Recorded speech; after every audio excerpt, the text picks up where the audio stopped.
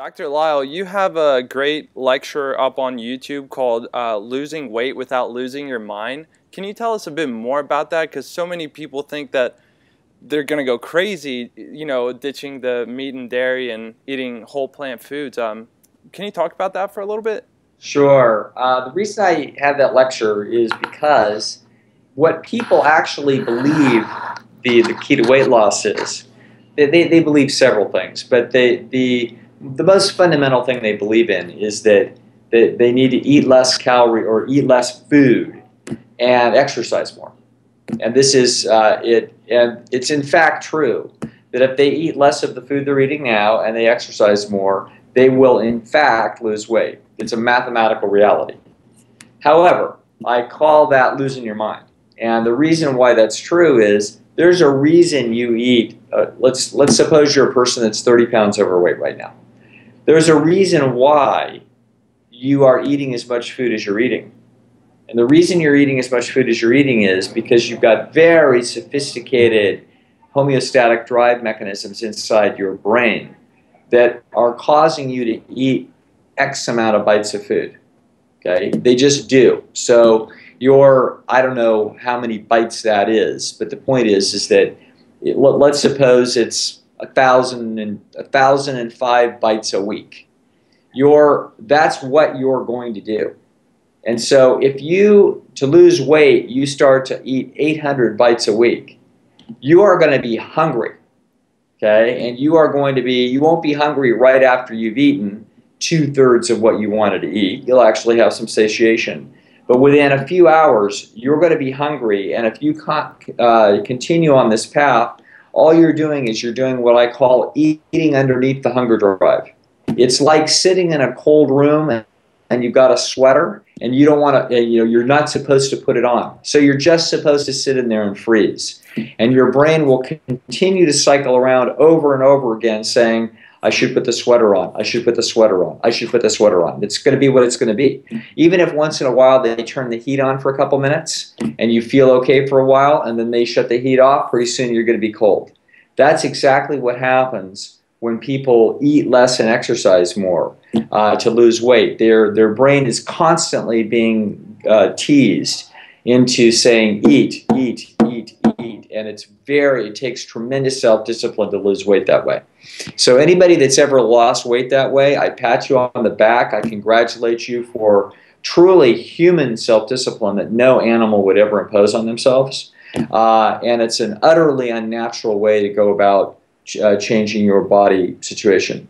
So what is the solution? The solution is to back the camera up. There's so many different theories about why people are overweight. For example, you've learned to clean your plate as a kid, and therefore you ate a little bit too much because your mother told you not to waste food, or you eat too many carbohydrates because those are comfort foods and those cause people to be fat.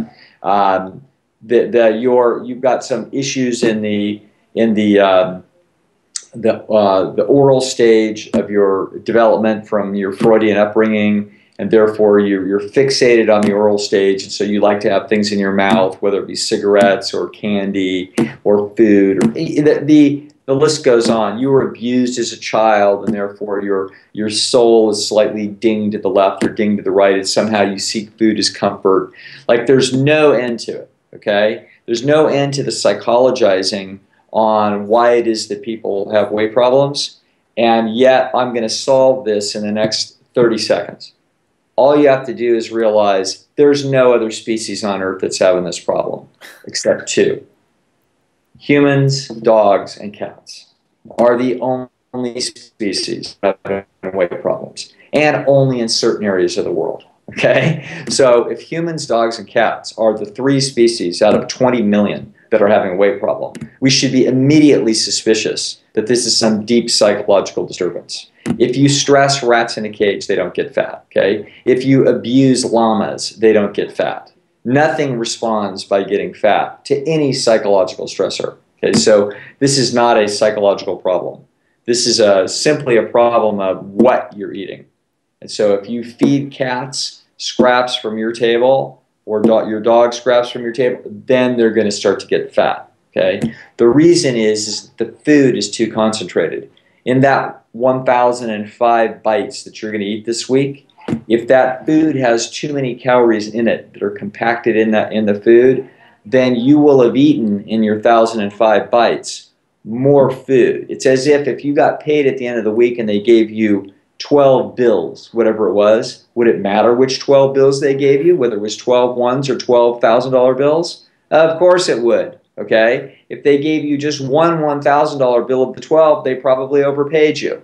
Well, if you eat food that is very concentrated in calories, then you're going to overeat when you eat your 105 bites. Now, you could lose weight by eating 800 bites, but then you're sitting in the cold room trying to not put your sweater on. You're going to lose your mind. Okay? It will fall apart and it will not work, ultimately. That's why everybody gains their weight back. Everybody believes that they've got some set point. Okay, so this is, Dr. Phil's thing. Like, get real. You're going to have a set point that's you. You don't have a set point. Set point is a mythical concept in weight. The issue is that you have an appropriate weight for your species and for you, which is lean. And that's what you're going to see throughout the animal kingdom. Okay, you have some animals that carry more fat, but they all carry more fat. All whales carry a lot of fat because it's characteristic of the problems that they face in their environment. But the llamas aren't fat. The geese, the geese get fat because they do a big migration. Certain animals get fat, and human beings are designed to carry a very modest amount of fat on their bodies. Women carry a little bit more, men carry a little bit less. Some people carry a little bit more than other people, but the truth is nobody is designed to look like modern Americans. In the last 25 years, the average American woman has gained about 25 pounds. So the point where now a 35-year-old woman in the United States on average is 166 pounds. That is unbelievable.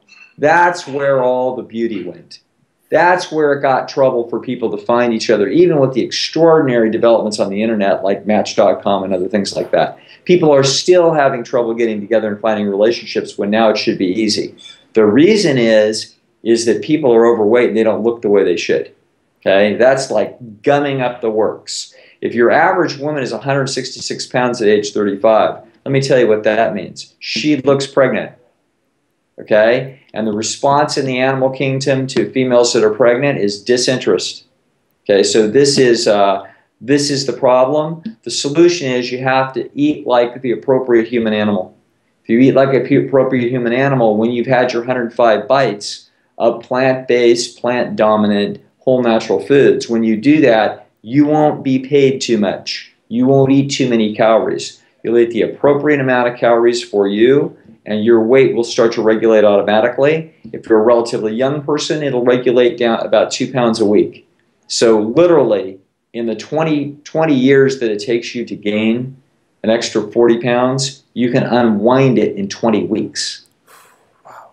Okay? But it takes the discipline to actually do this, and you have to go through what Dr. Goldhammer and I call the pleasure trap. You have to go through the process of reacclimating your taste buds to much, much healthier food. And when you do that, you set yourself on a pathway to success. The beauty of it is, when I talk to women about this, and women are more obsessed with their weight than men for good reasons, their waistlines are much more scrutinized than the male waistline because men look at those waistlines to detect pregnancy. Okay, so they're under very intense scrutiny.